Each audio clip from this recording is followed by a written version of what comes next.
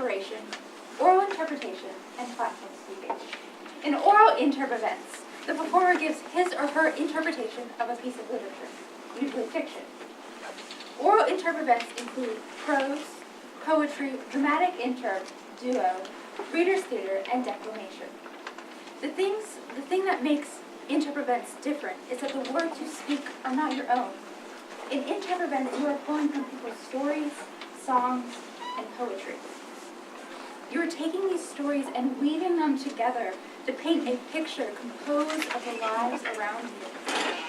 That program is made to convey a point or an issue through the art of storytelling. To show you how this works, Noah and Rebecca will each share a short cutting of their prose interpretation. Noah will remind us of what it was like for his grandmother when she was a little girl. And Rebecca will retell a story from Sandra Sinleno, The House on Mango Street. The year is 1965. Take that in for a minute. 1965. My best friend is Lena, and she has beautiful green eyes and sandy blonde hair. And then there's me. At that time, I don't think I had a whole lot of teeth. I was 8 years old, and my hair was every direction. We were awkward. We were 8, but we were best friends. When my grandmother was a little girl, seeing black and white children playing together was nowhere near as common as it is today. The desegregation of schools was very young, and barriers were still being torn down. These two stories are separated by 50 years, and many generations have changed in both attitude and acceptance. Big Walk of the Feet by Kathy Kinnear Hill. Because when my grandmother was growing up in the 1960s, the world was a totally different place. Or was it? Lena invited me swimming.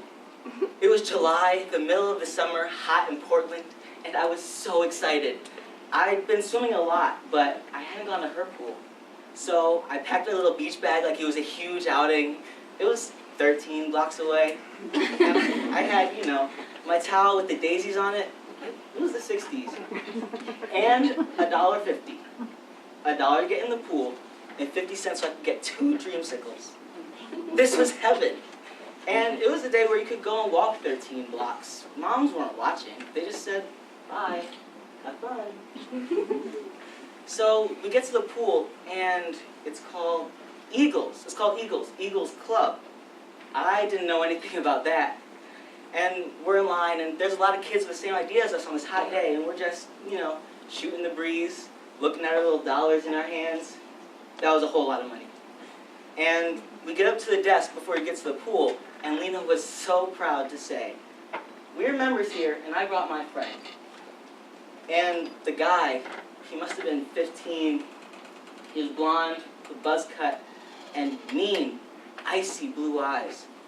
And he looked at Lena, and he said, "You can go in, but she can't."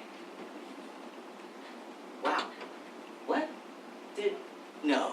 Did we hear that right? Well, no. This is my best friend. This is my very best friend. And I can bring a friend because I do that. I always do that. And she is $1. And I held up my dollar.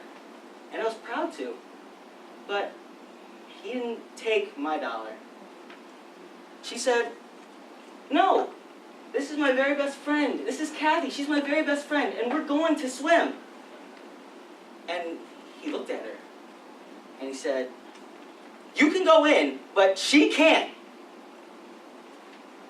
So, what does an 8-year-old girl do when she knows what's really going on, but she's never been there before? In my neighborhood, I'd been called that word. There's always that one creep in the neighborhood, but institutionalizing racism? I didn't know what that was. I didn't know it was a policy. I didn't even know the word policy. But I knew in my heart that I wasn't going to swim on that day. So I looked at Lena and I said sincerely, from my heart, "You swim. You swim. And just come over later." And she's 8. So she did. She walked away, and I turned around, and all the kids that were behind me were looking at me. But they weren't looking at me with hate. They were looking at me because they were confused too. For some reason, I was being punished, and I think the crime was the color of my skin. So I walked out, and I walked what might have been the longest walk of my life, and the loneliest, home.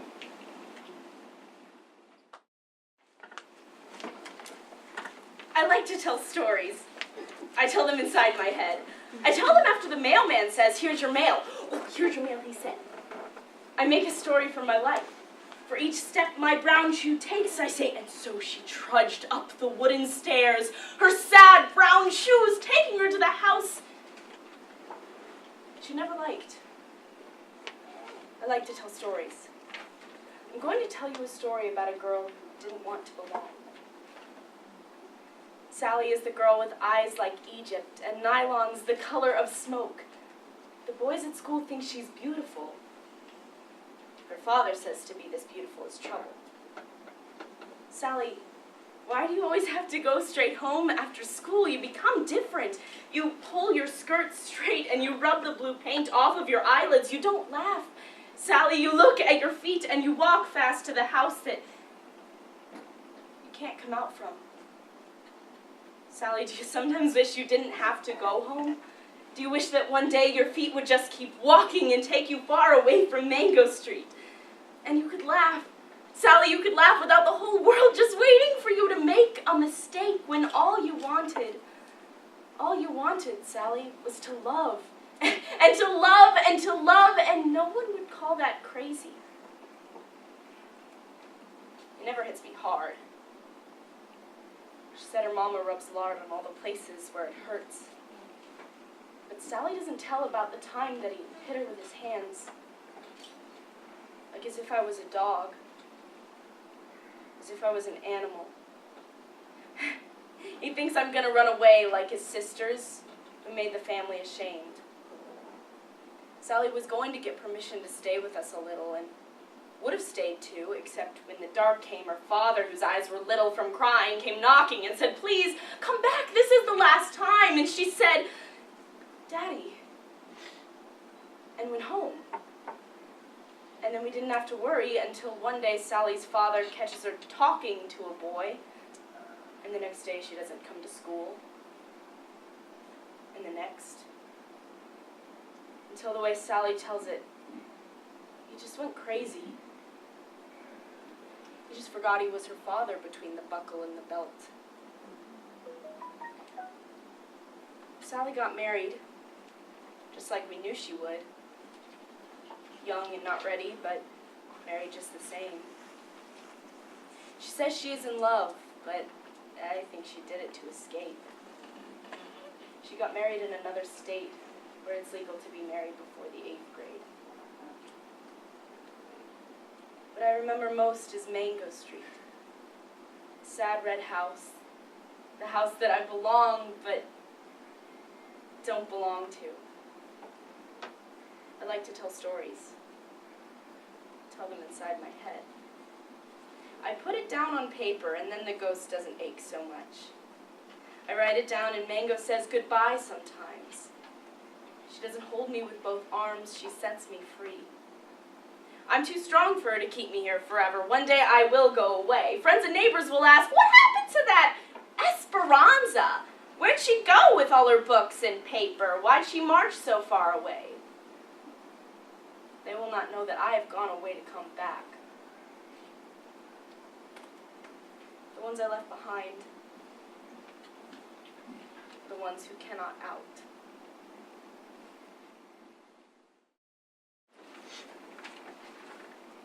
A platform or public address speech is a speech that is memorized, original, a 10-minute speech that addresses an issue that is important to us, the speaker. There are 3 main types of platform speeches, which include informative, persuasive, and after-dinner speaking, which is written to entertain.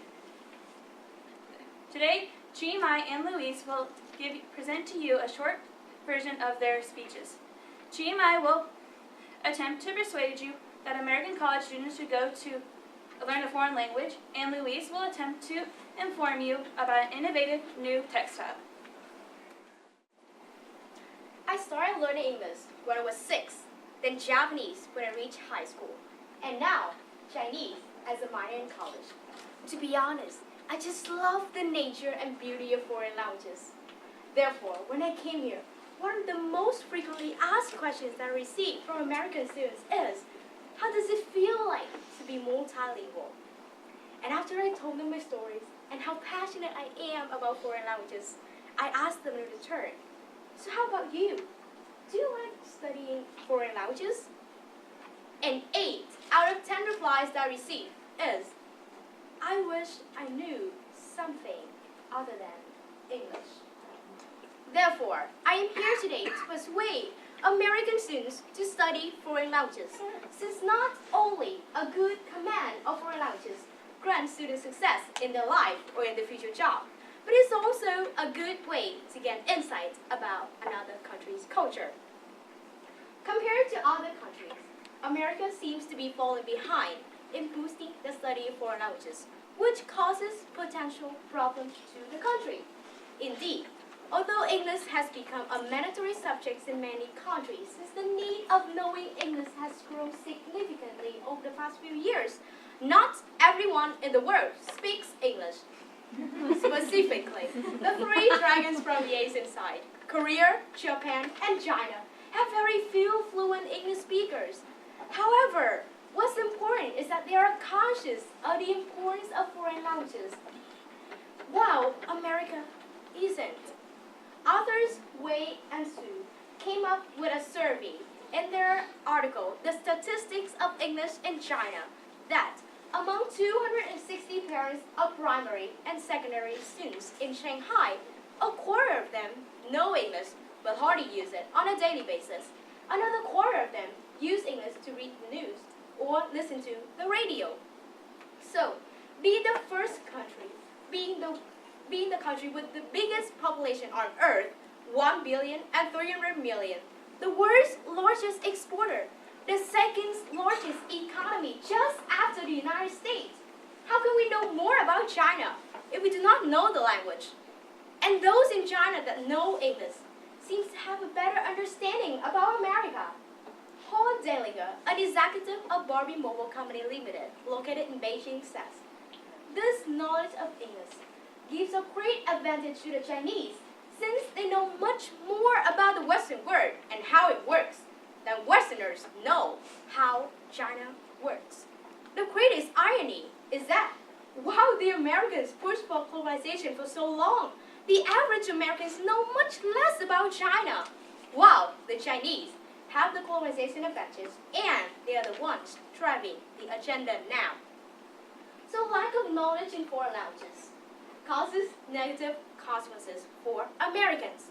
Firstly, Americans need to depend on translators, so they cannot avoid the subjectiveness or bias of the translators.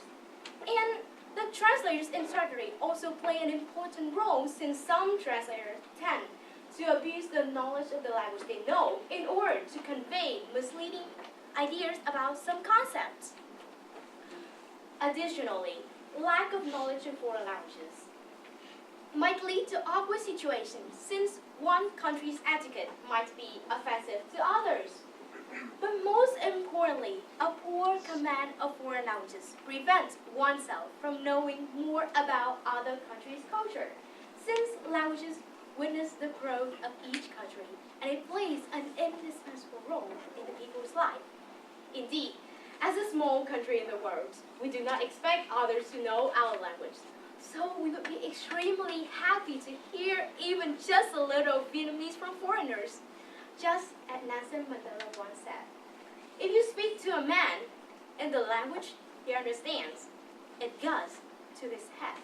But if you speak to a man in his own language, it goes to his heart. Fashion designer Miuccia Prada once said, "What you wear is how you present yourself to the world, especially today. When human contacts are so quick, fashion is instant language. Just take a look at Donald Trump and his hairstyle." Traditional clothing, consuming, and manufacturing processes usually include horrific practices, such as the massacre of millions of animals, the throwing away of billions of pounds of clothing, and the wasting of natural resources. However, my manufacturing view pertaining to the development of clothing drastically changed when I recently encountered a TED Talk that was hosted in 2011 by Suzanne Lee. As a strong supporter of alternative and biofabrics, she introduced to me the possibilities that can be found within kombucha. In order to further understand how kombucha is able to revolutionize the fashion industry, we will first take a look at what kombucha really is. Then we will dive into the applications of kombucha, and finally, we will consider the implications of what the Huffington Post on January 22nd, 2014 asked, can kombucha couture save the world? On any given day, over 1/2 of the American population drinks tea. According to the Tea Association of the United States Incorporated in September 2014, Americans consumed over 80 billion servings of tea, or more than 3.60 billion gallons. In order to understand how kombucha plays a role in the clothing industry, we will first take a look at what kombucha really is, and then we will dive into the process of making our very own kombucha fabric. Kombucha tea is a fermented probiotic drink that originated in China and has been consumed for thousands of years. Otherwise known as kombucha mushroom tea, kombucha tea in fact is not a mushroom, but rather a SCOBY, which is an acronym for a symbiotic colony of bacteria and yeast. In addition to this, kombucha tea is known for its variety of health benefits. Visco's Closure stated on September 25th, 2015, kombucha can boost the immune system and can be used to fight against AIDS. It is also argued that kombucha can enhance the libido, treat diabetes, and even reverse gray hair. How useful. By understanding the characteristics of kombucha, we are now ready to make our very own kombucha clothing. To begin the process of making our own kombucha fabric, we start by brewing the tea and adding the sugar. Once the sugar dissolves, we then add the kombucha SCOBY, while maintaining a constant temperature for growth. In hot weather, we can actually grow this outside, even though there's no windows here. As the tea ferments, the bacteria starts feeding on sugar nutrients within the liquid, spinning tiny nanofibers of pure cellulose, while maintaining or while giving off a constant layer for growth. Then, the material dries and one is left with something resembling a very flexible, lightweight, transparent paper, similar to flexible vegetable leather. Then, the material evaporates and it then proceeds to automatically seam itself together, which is huge. This means that sewing machines would no longer be necessary in the development of clothing. Moving along from the process of making our own kombucha clothing, let us take a look at the applications that can be found within kombucha in the world in which we live in today. First of all, in the growing process of kombucha-based fabric, there is no waste produced. Kombucha is a static culture. It does not need anything to grow. One simply watches it evolve as the days and weeks go by. It doesn't even need light. According to the Daily Infographic on February 3rd, 2014, it's estimated that the average American throws away over 65 pounds of textiles every year. That's about 1/2 of my body weight.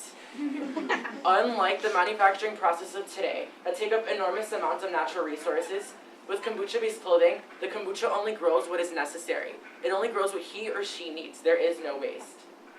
Even though there are a lot of enormous benefits that are tied within kombucha-based clothing, however, is not yet water resistant. If I were to walk outside in the rain today, I would immediately start to absorb huge amounts of water. My clothes would then start feeling rather heavy, and eventually, my seams would probably fall apart, leaving me feel rather naked. Possibly a good performance piece for the runway, but definitely not yet ideal for everyday wear. As Suzanne Lee stated in her TED Talk, ultimately, what I want to be able to do is give the materials the qualities that I need. So what I want to do is tell a future bug, spin me a thread, align it in this direction, make it hydrophobic, and while you're at it, just form it around this 3D shape. Not only did we take a look at the beneficial properties of kombucha, but we also analyzed the applications and its characteristics. Kombucha is unique in that not only is it environmentally friendly, but it's also efficient. Kombucha could be the energy-saving, smart, and sustainable resource to increasingly precious natural resources. On the other hand, it's not yet water resistant, and if we were all going to wear it today, we would all be naked. I don't know if that's a good thing. In addition to this, if we were to pit it up against the real market, such as JCPenney's, Kohl's, and Sears, it's not a point where it's economically viable or competitive. It would be destroyed. As Suzanne Lee stated in her TED Talk, maybe it won't even be fashion where these microbes have their impact. We could, for example, imagine growing a chair, a desk, a car, or maybe even a house. So my question to you is, in the future, what would you choose to grow with these microbes? are different than the interpretation or platform events you've been hearing about, because you do not know what your speech is going to be out until you get to your event room. Good qualities to have in the events are the ability to speak on your feet and think on your feet as well. There are two types of limited prep events, impromptu and extemporaneous. An impromptu speech is based on a quotation assigned to you once you get to your rounds. The quotations are taken from famous politicians, movies, songs, proverbs, or philosophers. You have 2 minutes to compose a 5-minute speech. You begin by stating a brief introductory statement, your quotation, and then a thesis on whether you agree or disagree. During your speech, you present 2 to 3 topics on which to prove whether you agree or disagree, and then you close by tying your examples back into your thesis and re-quoting your statement. In extemporaneous speaking, you are given a question you must answer rather than a quotation. These speeches are usually more formal and are involved with domestic or international issues, usually politics. In extemp, competitors are given 30 minutes to do their research and compose a 7-minute speech. The main goal of your speech is to answer the question in a persuasive and logical form. Both of the limited prep events are great training for any career in which you must critically analyze information and quickly compose a logical response. It may seem intimidating because you only have a few minutes to compose your speech, but it's very rewarding and can be a lot of fun. In the spring of each year, our team competes in a competition with over 20 other historically faith-based schools at this National Christian College Forensics Invitational. That tournament includes an additional category, which is the interpretation of faith literature, in which the performance material is about faith-based issues. Here is a sample of Lindsay Ball's faith lit entry, Come and See by Jan Bowers. Live in water. That's what he offered me that day by the well. Live in water. Shoot, I didn't know what he meant by it. All I know is first, here's this Jewish rabbi asking me for a drink, and then turning around and offering me something I ain't ever heard of before. Live in water. The human body is composed of 206 bones and 640 muscles. However, we're more than our atoms and anatomy. We are composed of our experiences and our circumstances. In this dramatic monologue, we will revisit our preconceived notions of the woman in the well in John 4. Come and See by Jan Bowers. He was already sitting there when I approached. I could see right away he wasn't from these parts. He was a Jew. And when I got to looking at it, he was either a teacher or a rabbi. I expected the usual down look we Jews have been getting from Samaritans for years to come, but I can't remember. Unclean, they call us. Like we was dogs or something. So I looked at that man sitting there and I thought, he's one of them. He's just another one of them thinking he's better than me. Just another one of them thinking one touch from that Samaritan woman will get me kicked out of the synagogue for weeks. But I didn't know what he was thinking. Instead of shooing me away, he looked at me real polite like and said, "May I have a drink?" I could see why he'd been asking. His clothes were all sweated up and he was empty-handed. He needed me. Know that feeling when you have the upper hand and you know it? Know that feeling when venom's just been gnawing at your belly and you just lay it out on some innocent victim? You're a Jew and I'm a Samaritan woman. How could you ask me for a drink? But he wasn't riled by my words or my anger. Instead, he told me strange things, things about living water. Water that when you drink of it quenches that thirst you got way deep down inside of you. And he asked me about Jake. Well, he didn't really ask me about Jake. He told me to go get my husband, and I told him real cocky like, I don't have a husband. But then he told me he knew. And then he told me about everything I had ever done. I knew right off he must be some kind of prophet or something. Could he be the one they're always talking about? Could he be the Messiah? My mind got to running with the thought of it, and all of a sudden my legs went running too, running right to that town with those people who never gave me the time of day. And then my mouth went running. And I said, come see the man that could be the Messiah. He told me everything I had ever done. And they went running too. Now I don't know if they went to the well that day to hear about all I'd ever done. Because I know some of them had really been pondering on that. Or if they went to the well that day to see the man that could be the Messiah. But either way, they went running too. It started out like any other day. The sun came up ordinary-like, but it didn't stay ordinary. That was the day I went to the well and I met a man named Jesus. And he told me about living water. Water that, when you drink of it, quenches that thirst you got way deep down inside of you. Please come and see.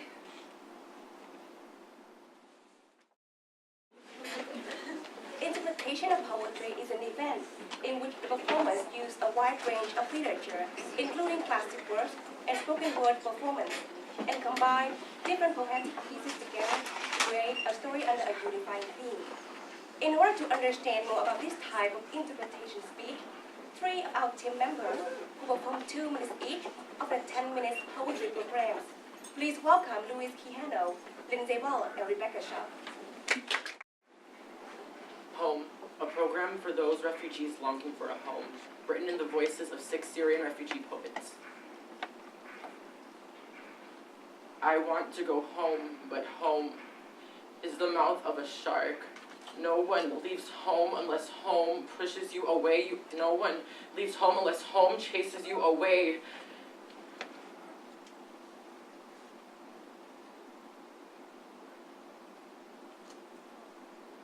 I want to go home. But no one leaves home unless home pushes you away. Unless home pushes you to the shore and tells you to leave. Pack your bags. Leave your clothes behind. Crawl through the desert. Wade through the ocean. Drown. Save. Beg. Be hunger. Forget pride. Your survival is more important. No one leaves home unless home is that sweaty voice in your ear saying, leave. Run away from me now. I don't know what I've become, but I know that anywhere is safer than home.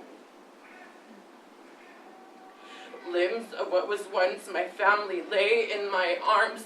My blood screams. My throat screams. 7 generations of torture. Lord, send angel Israel to guard the souls and let the living hear the anthem of something. Even though I cannot see my people, I can hear my people. We are speaking as one. The tire inside of me is ravenous. 41-year-old rotten hands bedazzled with rings of oil drums and gems of blood grinding at my veins. I tried to keep my mouth shut, but my tongue didn't have any more room for scars in the shape of my teeth. March 2011. We have been reborn, a social infant screaming, let us live. We will speak until throats are raw, until all of Syria is within the news. The dates will read like obituaries.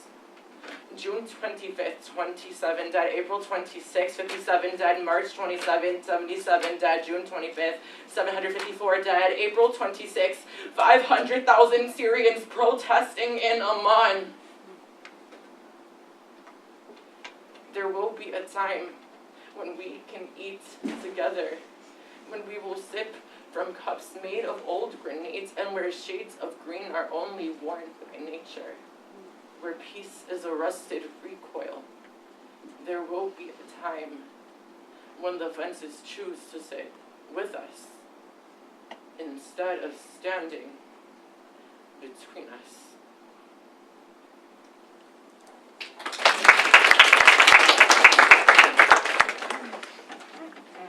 A day in my ears, because too many deaf communities are left ununderstood.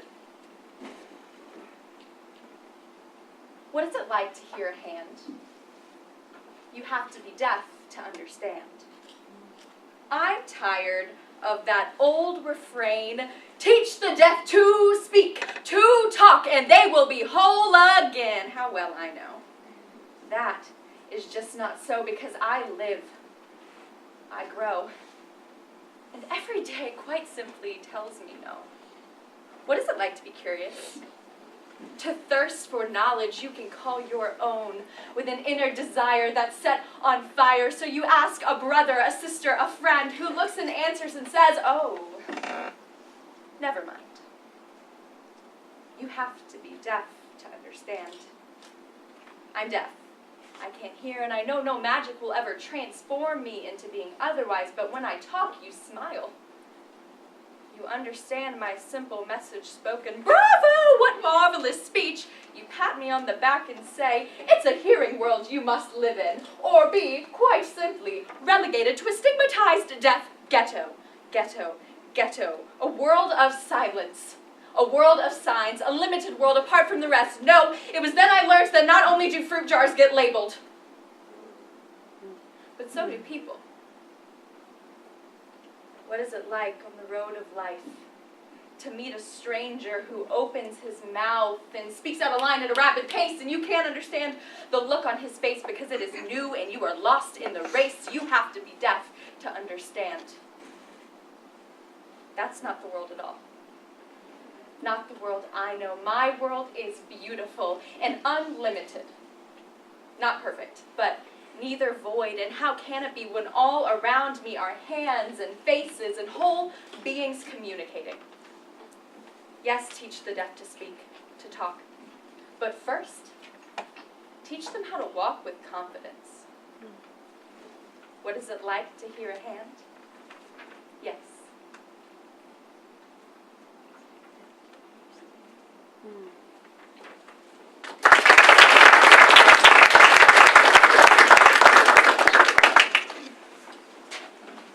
The Gospel by Lo Alleman and What Should Have Happened by Emily James. Dear God, a program for the ones who found more comfort in death than in life. Piece by piece, brick over brick, and one step after another, he walks as the broken shards of my shipwrecked heart splinter his hands, and the weight of an impatient world weighs heavy on his shoulders. Death grows closer to this man who's supposed to be our king and redeem the majesty that he has hidden in me, but he seems just as broken as I am and just as defeated. Dear God, I have hurricanes in my head and gun smoke in my heart. Love thyself. It doesn't really register where I'm from. The only thing my soul knows how to grow is colder towards you, so I'll raise my hands to you, God. I'm calling out to you, God. Somehow I found an executioner in me, God. Please, tell me what love is, God.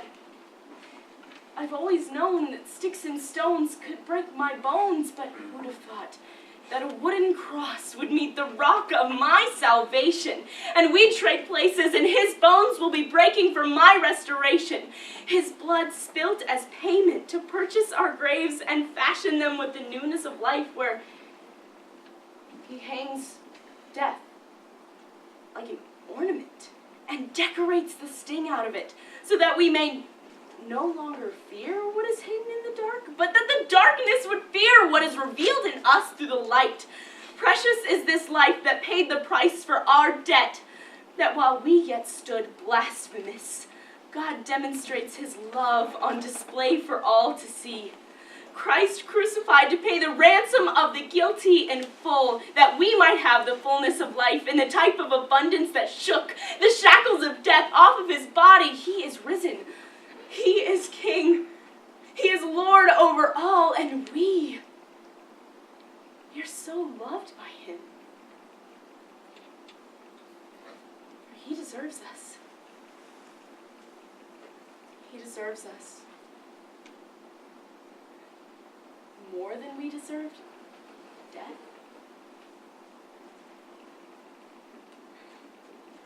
Dear God, everyone around me is dying.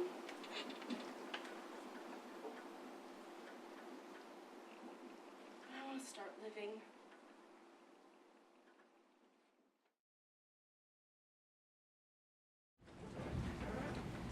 A duo interpretation, duo interp, or just plain duo is an event that involves a pair of performers acting out a literary piece or program chosen from a source. These sources include published novels, short stories, plays, poems, or motion pictures. The performers are not allowed to touch each other, make eye contact, use any props or costumes during the performance. The focus of the performance is to bring life to the literary piece. Britta and Chance Stone have been a very successful duo team this year, earning 2 third-place awards, 1 second place, and 2 first-place prizes. Please welcome Britta and Chance as they perform their duo piece, The Birthday Wish.